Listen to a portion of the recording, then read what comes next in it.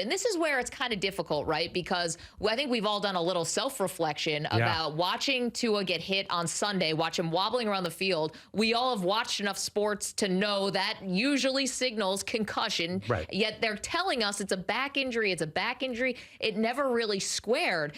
And so then obviously the worst nightmare happens, which is he gets hit again only 4 days later. And again, we're smart enough to know that repeated hits to the head become even worse for you. And the numbers and statistics on all these things are just heartbreaking. So this is Mike McDaniel from today. Of course, he's the head coach of the Miami Dolphins. And this is where, like, you almost wonder if you're going crazy.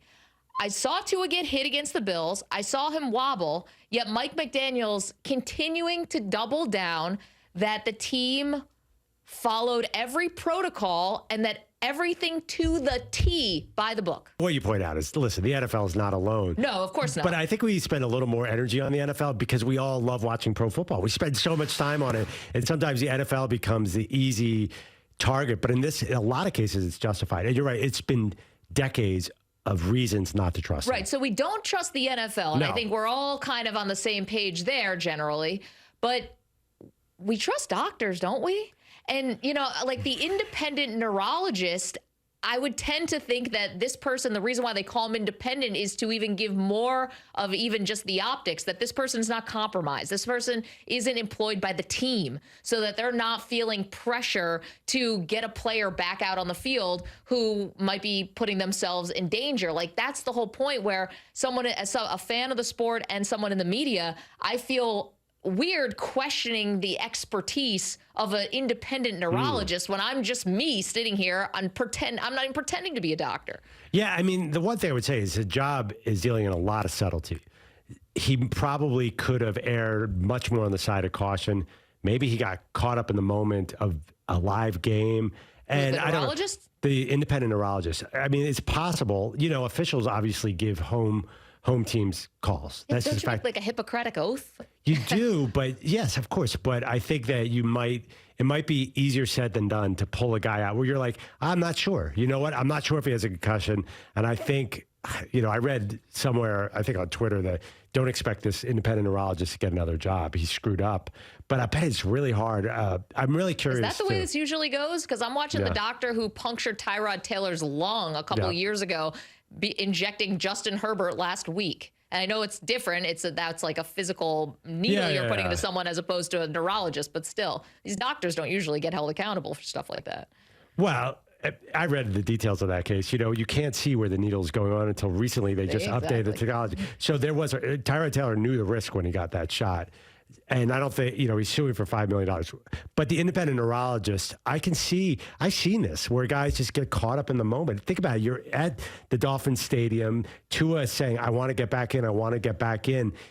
I don't know. I'm not sure it's that easy to say he screwed up. I don't know. I have no idea what they're looking at. That's why it's like when you're supposed to have like layers here, right? Where it's supposed to be layers to protect the player from themselves, because we all know the player wants to go back in. Of course they do, right? They've been conditioned to say if they don't go back in, that's somehow a character flaw, right? Like some guys, there's some things you cannot physically play through. But for the most part, I think guys, and especially quarterbacks like Tua, who are going into the season and we're all saying his job and future and career is make or break, basically, with every different week. Of course, you feel pressure to go back in all the time. And that's why it's supposed to be like the doctors, the coaches, like there should be levels and layers to protect these guys from themselves. Yeah. Well, that's why the NFLPA immediately opened an investigation into this. Yeah, I do think everyone probably should have paid more attention to the NFLPA last week. I'll admit, I got caught up in the excitement of Tua. It was the story. It was a story of the year. And he did an interview before the game with Ryan Fitzpatrick. I think we played it yesterday where they were playing. It was an incredible feel-good story. Maybe other people got caught up in this. And yeah, I do think it's maybe this is a little bit of a wake-up call. I think the NFL probably wasn't as focused on head injuries. We've had so many other controversies. Stephen Ross and tanking in Miami alone. Deshaun Watson. Those, there's been a number of scandals. It's been a little while since head injuries have come up. So this was definitely a wake-up call. Hey, we got to make sure these layers are real. Like you said, there should be more than two people. I don't know if coaches are part of that. Mike McDaniel said, you don't want to hear from me on medical issues. Yes, obviously the common sense aspect. I know. But it's just like Belichick yesterday saying, like, I don't read Mac Jones's, MRI or his X-rays. Okay, definitely not. And that's obviously not like a life-threatening thing, like what Tua might have been dealing with last night. Thank God it didn't end up being. But it's like the coaches, though. So you're talking out of both sides of your mouth, though, if you're a coach. Yeah. Because if you're saying, like Mike McDaniel is, I would never put one of my players in harm's way. Well, first of all, newsflash, they're all in harm's way. They play a violent sport every single week. This is what everyone signed up for. Okay, put that aside. I think what he's talking about is I would never put a vulnerable player in harm's way. Right. Someone who's already been compromised, I wouldn't put them back out there.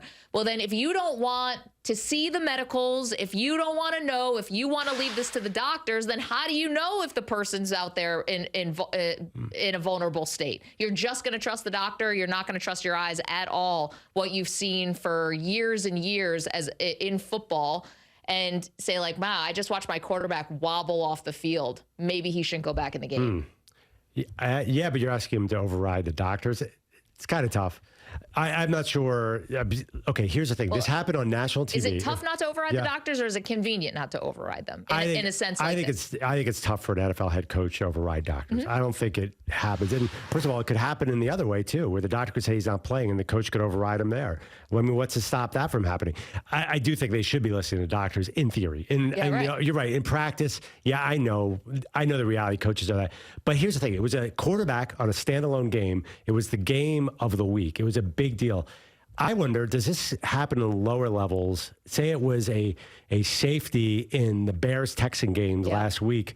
How much is this going to be like, in a way, good things are going to come out of this because people are going to refocus on fixing this protocol because it broke in this case. You're so right about that. Like the fame and the visibility of the player definitely correlates to the public's care about it. And it was a standalone game. It was the NFL's worst nightmare. Everybody's watching this one game, and then he went into the fencer's pose. So we have a visual. We have video of what this sport can actually do. And then it's even tougher to square with McDaniel saying he's in good spirits, which is great, better than the opposite, but he has headaches, and that he's flying home last night.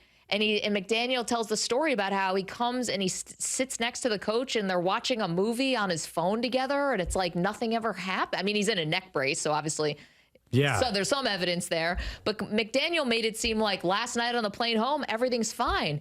And that's even scarier because you had one hit that was obviously bad. He's wobbling. He got put back into that game in the second half. You've got last night where he has to be stretchered off and goes to the hospital, but on the plane home, he seemed fine. That's how concussions are. That is scary. I mean, he was watching the movie MacGruber, which was an interesting detail from Mike. Are we sure you shouldn't check him for head trauma watching that movie? I'm kind of into MacGruber. Will Forte. I like Will Forte. I didn't love MacGruber. I actually never saw the whole movie, I have to admit. Yeah, because nobody's watching that. I mean, MacGruber, except for Tua, I guess. It was not Lawrence of Arabia, I admit. It was not the finest movie of all time. It was a great skit on Saturday Night Live. I liked it better as a skit. Well, it was even scarier. All of these people then got on Twitter today and said the last thing you should do when you have a concussion is watch a bright screen. So maybe they were making it worse.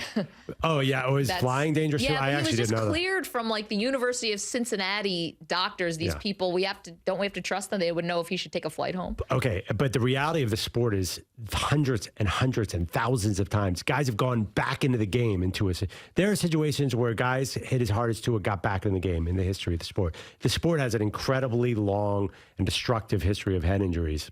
Thank you for watching our video. Please like, comment, and subscribe. And if you want to see more videos like this, just hit the bell. Yeah, ring the bell. Just hit the bell.